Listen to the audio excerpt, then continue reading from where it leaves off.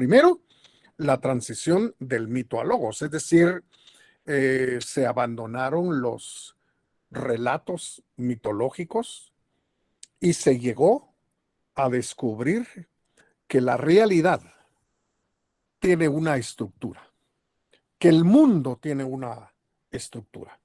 Esto significa, pues, que el mundo, que la realidad no es un relajo, como decimos común y corrientemente, no es un desorden el universo, sino que es un orden perfectamente estructurado. Y entonces cuando se llegó, digamos, a descubrir que el universo posee definitivamente un orden estructural, y también se llegó a descubrir que esa estructura del universo es captable, es descubrible por la capacidad racional del hombre, entonces las cosas comenzaron a cambiar en el contexto de el pensamiento griego. Ahora, veamos esto un poco más detenidamente y recordemos que los mitos, como decíamos, pues pertenecen a todas las culturas. No ha habido realmente una sola cultura que no haya tenido relatos mitológicos para responder a las grandes preguntas y a las grandes interrogantes que los seres humanos nos hemos hecho prácticamente desde siempre. Entonces, al descubrir la estructura del universo y que la capacidad racional del hombre podía llegar a captar esa estructura, se descubrió entonces lo que se llama en griego logos. La palabra logos se suele traducir como razón, ¿verdad? De ahí viene también la palabra lógica, ¿verdad? Entonces, el logos significa razón por un lado y también significa discurso, ¿verdad? La palabra logos la tenemos en muchas expresiones en español, ¿verdad? Todas las palabras que terminan en logía, pues contienen simplemente la palabra logos, ¿verdad? Psicología, sociología, en fin, son palabras que se refieren, digamos, a un discurso. En el caso de la psicología, pues el discurso relacionado con la psique. En el caso de la sociología, el discurso relacionado con la sociedad. En fin, encontramos pues la palabra logos en muchas expresiones en español, ¿verdad? Somos realmente herederos del pensamiento griego, tanto como del latino, y no hay realmente para dónde. Entonces, el mundo que se intenta realmente explicar y lo que ocurre realmente en él y en la vida del hombre y con el hombre, bueno, posee realmente una estructura de carácter racional. Hablar de estructura, insisto, es hablar realmente de un orden, ¿verdad? Es decir, el universo, realmente el mundo es un todo perfectamente ordenado, ¿verdad? Es por eso que ponemos nuestra taza de café sobre la mesa esperando que no salga volando, ¿verdad? Es decir, se va a mantener, es decir, cualquier objeto que pongamos aquí sobre la mesa, pues se va a quedar ahí, ¿verdad? Es decir, obedeciendo precisamente a una ley, a un principio, a la gravitación universal que vino a descubrirse muy posteriormente. Pero los griegos ya llegaron a descubrir, pues, que en el universo hay un orden, ¿verdad? Y que ese orden realmente es de carácter racional. Eso significa que la razón puede realmente llegar a captarlo, a capturarlo. Y entonces las explicaciones a las grandes preguntas comenzaron realmente a ser explicaciones de carácter racional.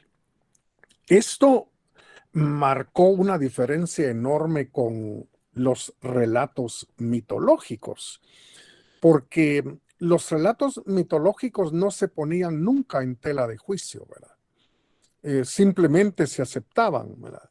Simplemente los niños, las nuevas generaciones aceptaban los relatos mitológicos como la respuesta a sus preguntas, como la explicación, digamos, a sus inquietudes, y no se ponían en tela de juicio. Los relatos mitológicos eran considerados verdaderos, y por eso es que sostenían la vida de la gente, ¿verdad? Ya lo dije la vez anterior, pero voy a volver a repetirlo. Los relatos mitológicos no eran sostenidos por la gente. La gente era sostenida por los relatos mitológicos, ¿verdad? Su vida encontraba sentido, tenían una respuesta a sus grandes interrogantes, y nunca se dudaba realmente de ellos. Pero con las explicaciones de carácter racional, en el paso del mito a logos, pues esas explicaciones son realmente discutibles, ¿verdad? Es decir, si alguien no está de acuerdo con esa explicación, pues habrá que buscar otra. Alguien debe cerrar su micrófono. Jordi, Jordi, Ay, tu ay, micrófono, Jordi. ay, Cabuya, muchas gracias. Muchas gracias. Bueno, estaba diciendo que las explicaciones racionales a partir, digamos, del paso del mito a logos, pues se convirtieron en explicaciones que tienen la gran característica de ser discutibles, ¿verdad? Por eso es que en filosofía encontramos posiciones, digamos, bastante opuestas. Encontramos respuestas que no son, digamos, las mismas de un filósofo a otro, de una escuela filosófica a otra, porque todo es discutible, siendo realmente un discurso elaborado por la razón humana, pues se trata de discutir y de acercarse con la discusión un poco más a la verdad de las cosas, ¿verdad? Eh, Platón entendió muy bien esto, ¿verdad? Por eso es que las obras de Platón se llaman diálogos, ¿verdad? Entonces, como logos es razón y es discurso, y dia es dos, bueno, aquí es importante el discurso elaborado por dos personas, ¿verdad? Entran realmente en diálogo, entran a discutir, y se supone que de esa discusión, pues no debe haber un ganador. La ganadora tiene que ser la filosofía por una parte y la verdad por la otra, ¿verdad? Discutiendo, pues nos vamos acercando un poco más a la verdadera y auténtica realidad. Entonces, la filosofía es hasta el día de hoy un discurso en el cual realmente la discusión, la revisión de las respuestas que estamos recibiendo es algo que se impone, ¿verdad? Es sumamente importante el análisis de lo que realmente se propone para poder caminar un poco más en la búsqueda de la verdad, si queremos decirlo de ese modo. Bueno, en segundo lugar, una de las razones por las cuales la filosofía surgió en Grecia fue por la actitud frente al mundo que los griegos realmente llegaron a tener y llegaron a cultivar. Le llamamos la actitud teórica, ¿verdad? O teorética también se puede. Recordando que la palabra teoría, la palabra teórica, la palabra teorético vienen del griego theorein, y que la palabra griega theorein significa ver como en el teatro. Cuando va uno a un teatro o a un cine, bueno, uno no es parte de la película. ¿verdad? Si la película está ahí en la pantalla y nosotros los que estamos allí en las butacas somos espectadores, espectadores.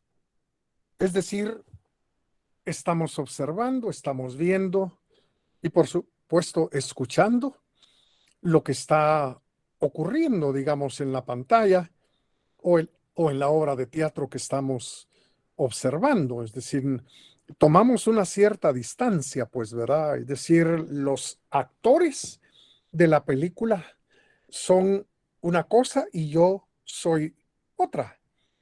Los actores que están llevando a cabo, digamos, la escena del teatro, pues son una cosa y yo soy otra, ¿no? Y entonces, esta actitud teórica de distanciarse del mundo y por supuesto de estar atentos a lo que ocurre en el mundo, como que si el universo fuera un gran teatro, ¿verdad? También es algo que hay que tomar en cuenta para entender por qué la filosofía surgió en Grecia y no en otros lugares, porque la verdad es que en otras culturas, ¿verdad?, los seres humanos no adquirieron esa actitud teorética ante el mundo, sino que tenían una visión pasiva de sí mismos y se veían como parte del todo, ¿verdad? Y entonces prácticamente preguntas, interrogaciones sobre lo que estaba ocurriendo en el mundo no se hacían por considerarse a el hombre mismo como parte integrante de todas las cosas. Y entonces ese distanciamiento, ¿verdad?, que llamamos la actitud teórica, fue realmente también un elemento muy, muy, muy importante para que la filosofía comenzara en Grecia y no en otras partes, ¿no? Entonces, esto condujo a que en Grecia ese alejamiento teórico, ¿verdad?, llegara a generar, por un lado, interrogaciones y por otro lado también respuestas, ¿verdad? Ese alejamiento teórico hoy en día, pues, recibe no solo el nombre de teoría, no solo de actitud teorética, sino también el de objetividad, ¿verdad? Es decir, cuando nos enfrentamos a fenómenos, nos enfrentamos a hechos que queremos realmente explicar, se nos pide que seamos objetivos. Es decir, usted no se mezcle con aquello que está investigando, que está estudiando, que quiere llegar a explicar, digamos, y a entender. Manténgase con cierta objetividad. Es decir, el investigador es una cosa y lo investigado es otra, ¿verdad? El científico es una cosa y lo que investiga es otra cosa. Es decir, hay una distancia ahí. Y entonces, esa distancia que llamamos la actitud teorética, ese alejamiento, digamos, del universo, ese considerarse un espectador, un observador, digamos, de lo que está realmente sucediendo en el mundo, llevó a que se generara un sinfín de interrogaciones y de preguntas, muchas más de lo que los seres humanos pudieron realmente nunca imaginar. Y por supuesto, esas interrogaciones también condujeron a respuestas, a soluciones que en muchos momentos fueron a cuales más diferentes y a cuales más distintas, ¿verdad? Al principio, por supuesto, los griegos estaban profundamente admirados ante los fenómenos más comunes y más corrientes, ¿verdad? Como el correr del agua de los ríos, como el amanecer y el anochecer. Bueno, estaban realmente admirados ante los fenómenos, insisto, más corrientes que uno puede realmente observar en el universo y en su propia vida, pero poco a poco fueron avanzando hasta plantearse mayores problemas, como los cambios de la luna, por ejemplo, ¿verdad? Porque hoy está llena y dentro de unos días pues anda por la mitad, y después pues es un pequeño, digamos, pedazo realmente el que se puede ver. Bueno, ¿por qué esos cambios en la luna? Los relativos también al sol, a las estrellas, y por supuesto a la generación misma del universo, ¿verdad? Es decir, cómo fue realmente que surgió el universo, de qué está hecho realmente el universo, en qué consiste, digamos, la realidad, cuál es el elemento que lo constituye todo, o los elementos que lo constituyen todo. Incluso los griegos llegaron a preguntarse también por sus propios dioses, ¿verdad? Es decir, cómo surgieron realmente los dioses, si es que tuvieron un surgimiento, cómo realmente surgieron, ¿verdad? A esto se le suele llamar y se le llama en filosofía teogonía, ¿verdad? Es decir, el surgimiento, el inicio de los dioses, de las divinidades. Bueno, es decir, eran preguntas mucho más complejas y más difíciles, digamos, de abordar, a las que llegaron los griegos andando el tiempo, ¿no? Siempre gracias a la actitud teorética, a esa actitud de distanciamiento, a esa actitud objetiva de espectador que quiere realmente entender lo que está ocurriendo en el gran teatro del universo. Ahora, por supuesto, hay que decir que según los griegos, todos los problemas son planteados por el ser humano, ¿verdad? Preguntarse qué es el hombre, qué es el mal, qué es la justicia, qué es la realidad, es realmente plantear un problema, ¿verdad? Entonces, los problemas desde la perspectiva griega no se encuentran en el mundo, sino que los plantea el ser humano, ¿verdad? Pero obviamente quien plantea un problema o comienza a hacerse preguntas, o se admira por lo que está realmente observando y lo que está ocurriendo, reconoce definitivamente su ignorancia, ¿verdad? Es decir, cuando yo pregunto qué es el hombre, bueno, estoy confesando que no sé qué es, pero me interesa realmente investigar y me interesa llegar a saber si hay una respuesta acerca de qué somos. O si me pregunto qué es la justicia, bueno, estoy manifestando que no sé, ignoro, soy un ignorante. Pero quiero realmente llegar a saber qué es la justicia, quiero realmente investigar, ¿no? Entonces, quien plantea un problema, quien plantea realmente preguntas, ¿verdad? Está reconociendo definitivamente su propia ignorancia. Y este es un punto de partida muy importante para el conocimiento, ¿verdad? Quien no tiene preguntas, ese lo sabe todo, ¿verdad? O se hace el que lo sabe todo, ¿verdad? Pero el que interroga, ese está en un buen camino, ¿verdad? Por eso es que Sócrates hizo famoso, o tal vez no él, sino los lectores de Sócrates han hecho famoso el dicho socrático, ¿verdad? De que yo solo sé que no sé nada, ¿eh?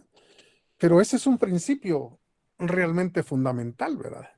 Siempre y cuando no nos quedemos ahí, ¿verdad? Bueno, yo no sé absolutamente nada, me cruzo de brazos y ya está, hombre. Porque no sé nada, es que me voy a poner en pie y voy a comenzar un viaje por el conocimiento a ver qué encuentro, ¿verdad? A ver qué hallo, a ver qué respuestas y soluciones voy a encontrar a las interrogantes que tengo, ¿verdad? Y este es un principio que creo yo que ustedes deben realmente mantener en mente hoy y en el futuro de su carrera también, ¿verdad? cuando les pidan un trabajo escrito, les pidan una investigación, cuando tengan que elaborar su tesis, por favor, empiecen haciéndose preguntas, ¿verdad? Si comienzan a decir cosas con oraciones declarativas y afirmativas, eso demuestra que ya lo saben todo. Entonces no hay nada que investigar, nada, ¿verdad? Pero hay que comenzar. Todo trabajo de investigación, toda tesis debe arrancar con preguntas. No importa qué tesis sea, de derecho, de química, de biología, de astronomía, de filosofía, lo que sea, ¿no? Preguntas, ¿verdad? Porque preguntando ya tenemos realmente que investigar, ¿verdad? Ya tenemos que investigar.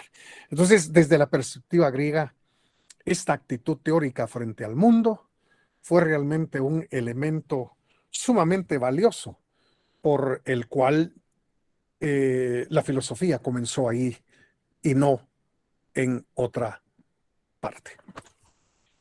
Bueno, ya hemos visto el paso del mito a logos, hemos visto la actitud teorética, pero ahora en tercer lugar hay otro elemento que hizo que la filosofía surgiera en Grecia y fue la maravilla de la lengua griega, la maravilla de la lengua griega. Sobre todo, digamos, Doctor, sí, a ver, disculpe que lo interrumpa. sí, Un compañero está diciendo en el grupo que si lo podría aceptar.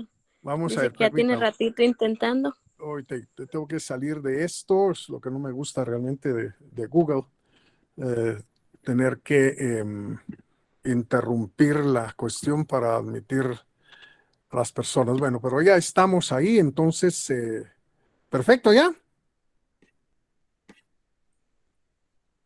Bueno, voy a regresar entonces ¿a dónde regreso? A compartir, ¿verdad? Qué relajo, vamos a ver. Ah, no, estoy presentando, vamos a ver. Le tiene que dar clic en el botón amarillo, Vamos a ver dónde está ese botón amarillo. donde está el rojo. No, ahí ya regresó. Aquí en esta pantalla, no. O en PowerPoint. En PowerPoint porque usted está presentando. Ahí. Ok, vamos a ver. Ah, na, na, na, na, na, na, na, na. En la esquina a mano izquierda hay un botón rojo, amarillo y verde. Dele clic en el botón amarillo. Ahí está, Entonces, ahí ¿ahí está. está? Va, gracias, gracias, gracias. Bueno, estamos en que uno de los elementos también que hay que tomar en cuenta para ver por qué la filosofía surgió en Grecia y no en otro lado, pues este tercer elemento tiene que ver con la maravilla digo, hasta el día de hoy, la lengua griega. Aunque hoy se reconoce que el griego, sobre todo el griego antiguo, es una lengua muerta, un poco diferente del griego moderno. Sin embargo, pues el griego fue una lengua realmente maravillosa. Y lo que los griegos hicieron, sobre todo con su lengua a nivel escrito, fue realmente muy impresionante. Vamos a tratar de entenderlo un poquito así a grandes rasgos. No me quiero extender demasiado en este punto, pero es algo realmente muy apasionante.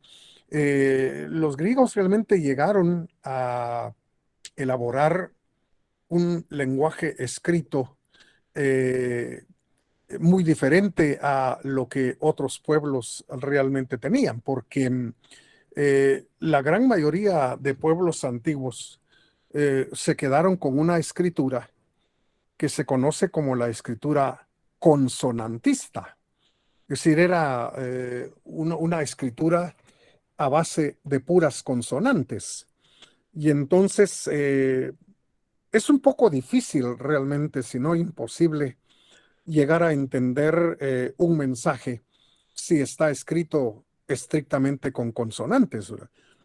Usted puede hacer una prueba por ahí en un pedazo de papel, escriba en el lenguaje común una frase y luego elimine todas las vocales y a ver realmente si logra alguien entender lo que usted ha escrito. Por ello es que hubo siempre especialistas, ¿verdad? Hubo siempre gente especializada en escribir y en leer, digamos, esa escritura consonantista, ¿no? Los hebreos tuvieron siempre especialistas capaces, digamos, de leer el hebreo, que durante muchísimo tiempo fue una lengua escrita de carácter consonantista, que no conocieron realmente las vocales durante muchísimo tiempo en el idioma hebreo. Y entonces, como acabo de decir, solo los expertos podían realmente saber cómo escribir cualquier mensaje, cómo leer realmente cualquier mensaje y cómo interpretar precisamente lo que ahí estaba escrito. Era una cuestión realmente, digamos, muy especializada. La gente común y corriente no tenía realmente nunca acceso a los mensajes escritos, pero otros pueblos que no tuvieron, digamos, ni consonantes, ni vocales, ni alfabeto de ningún tipo, bueno, esos otros pueblos tuvieron una escritura llamada ideográfica. Es decir, empleaban figuras, pues, empleaban dibujos para expresar ideas. Entonces, ¿cómo se podía hacer filosofía con una escritura basada solo en consonantes? ¿Cómo? Sí, es una cosa muy cuesta arriba, imposible. ¿Cómo se podía hacer filosofía con dibujos y con figuras? De aquí a que yo dibuje algo que signifique qué es el hombre o qué es la realidad, bueno, es decir, no vamos a ir a ninguna parte realmente, digamos, con una escritura de carácter ideográfica basada en figuras y en dibujos, digamos, para expresar ideas. Dentro de los pueblos, digamos, que emplearon una escritura ideográfica, está China, también Egipto y, por supuesto, los pueblos indios de Mesoamérica, ¿verdad? En Egipto, por ejemplo, los llamados jeroglíficos, ¿verdad? Es decir, que son dibujos. Creo que uno ha tenido cómo ver los jeroglíficos cuando en la televisión, algunos canales que se dedican a cuestiones históricas y arqueológicas, pues nos muestran, digamos, algunas paredes de las pirámides, en fin, etcétera, donde aparece un montón de jeroglíficos, pues, ¿verdad? Que son realmente figuras que se emplearon para expresar ideas, para expresar conceptos, o los glifos, digamos, en el contexto maya y de otras culturas mesoamericanas, pues, ¿verdad? Entonces, ¿cuándo realmente y en qué vida, como se suele decir, se iba a elaborar un discurso, digamos, de carácter filosófico con una lengua escrita de esta naturaleza? En otras palabras, lo que nos estamos preguntando es cómo se podía alcanzar un nivel de abstracción con ese tipo de lenguas escritas. Pues, ¿cómo, verdad? Es decir, porque lo que sabemos hasta el día de hoy es que la filosofía exige, digamos, un enorme nivel de abstracción, ¿verdad? Cuando se habla del ser, cuando se habla de la nada, cuando se habla del devenir, cuando se habla, qué sé yo, digamos, de cuestiones incluso como la justicia, es necesario tener una gran capacidad de abstracción, porque no estamos hablando de objetos ni de cosas, pues ¿verdad? Entonces, era un poco difícil realmente que pueblos con una escritura consonantista o con un lenguaje ideográfico, pues realmente llegaran a las alturas de abstracción a que la filosofía llegó gracias a la lengua griega. Por ejemplo, solo voy a recordar aquí tal vez un par de cosas en relación con los lenguajes consonantistas. Eh, e ideográficos, ¿verdad? Por ejemplo, en hebreo, cuando las vocales todavía no se empleaban, ¿verdad? ¿Cómo podía uno pronunciar esa YHWH? Es decir, ¿cómo realmente se pronuncia eso? ¿Y qué significa, verdad?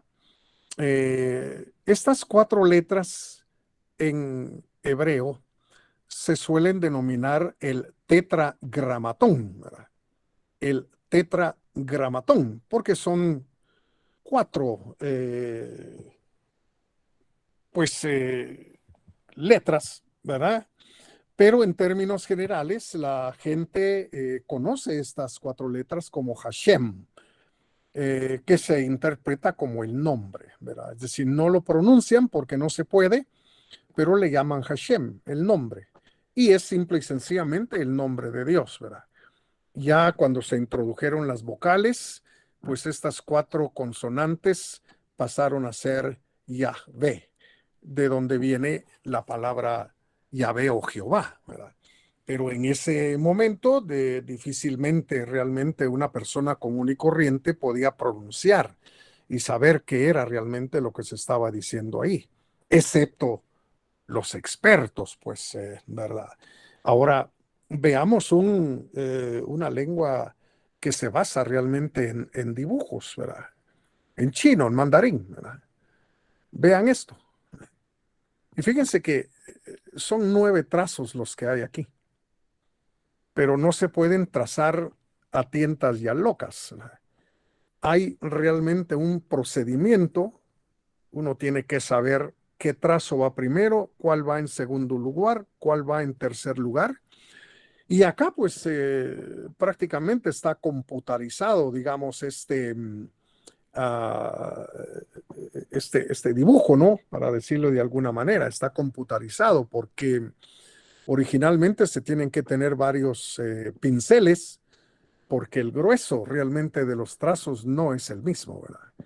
A veces comienzan delgados y terminan gruesos o al revés, o se mantienen gruesos todo el tramo o delgados. En fin, es necesario tener varios pinceles para realmente escribir esto, ¿verdad? Ahora, ¿qué es lo que significa realmente este símbolo, ¿verdad? ¿Qué significa? Bueno, significa Tribunal de Justicia, ¿verdad? Tribunal de Justicia. Y fíjense que es uno de los 1000 caracteres chinos más utilizados. ¿Cuántas letras tenemos en español? Ahora, apréndase usted los primeros 1000 caracteres chinos. Ya la vida se convierte muy, muy, muy, muy difícil, ¿verdad? Muy cuesta arriba tratar realmente de elaborar un discurso tremendamente abstracto, recurriendo pues a símbolos de esta naturaleza. Ahora bien, los griegos. Los griegos agregaron a su lengua escrita las vocales. Y entonces la escritura en griego se convirtió en una escritura fonética, lo cual significa que lo escrito era idéntico a lo hablado, ¿verdad? Era idéntico a lo hablado. No hay ninguna diferencia, digamos, entre escribir mamá y decir mamá en español, porque nuestra lengua también, digamos, es una escritura de carácter fonético, ¿no? Es decir, escribir es casi como estar hablando, ¿no? Entonces, esta fue una enorme revolución, digamos, a nivel cultural en Grecia, pero sobre todo fue una enorme contribución para el desarrollo de la filosofía, pues, ¿verdad? Con su enorme nivel de abstracción. Y hay que dejar en claro una cosa. Los griegos agregaron más de 5 vocales. Sí, nosotros solo tenemos A, E, I o U, pero los griegos tenían 7 vocales en total, dependiendo de su extensión, ¿verdad? Veamos muy rápidamente así el alfabeto en griego. Ahí está completo y las vocales están en amarillo, ¿verdad? Alfa, épsilon, eta, iota, omicron, ypsilon y omega. Son 7 vocales, insisto, dependiendo de la extensión de la pronunciación. Es decir, hay vocales que son cortas, tienen una pronunciación corta, y hay vocales que tienen una pronunciación larga. Y eso se manifiesta en la escritura a través del acento que se escribe encima de cada una de ellas. Y entonces, al agregar realmente las vocales, dejaron no solo de escribir con consonantes, sino que convirtieron su escritura en una escritura fonética. Se escribe equivalente a lo que se habla. Y esto, pues insisto, contribuyó enormemente al surgimiento de la filosofía en el contexto de Grecia. Ahora, Grecia definitivamente pertenece a nosotros y nosotros pertenecemos a Grecia, no hay para dónde. Ya he señalado que en nuestra lengua pues hay muchísimas raíces griegas, muchísimas, incluso algunas ciencias suelen emplear expresiones griegas para hablar, digamos, de cuestiones muy especializadas. La biología, digamos, es una de esas ciencias, la botánica también, la zoología también, digamos, hay muchas expresiones en Grecia para referirse al nombre, digamos, de las plantas, en fin, ¿no? Y entonces tenemos realmente, digamos, una herencia griega con nosotros. No hay realmente para dónde, ¿verdad? Entonces, por eso es que en parte a mí no me agrada ese discurso tan moderno, tan actual, tan popular el día de hoy, el discurso que insiste en que nos deseuropeicemos, que abandonemos realmente lo europeo. Bueno, a esas personas que creen realmente que tenemos que deseuropeizarnos, lo primero que yo les recomendaría es que dejaran de hablar en español, ¿verdad? Porque el español es un lenguaje europeo que tiene sus raíces definitivamente en Grecia, y entonces a ver en qué terminaríamos y en qué pararíamos, porque en realidad la lengua griega, insisto, conforma realmente en gran medida el lenguaje es español, y también el pensar nuestro, ¿verdad? Por eso yo diría que el griego y Grecia hasta el día de hoy pues hacen posible el quehacer filosófico.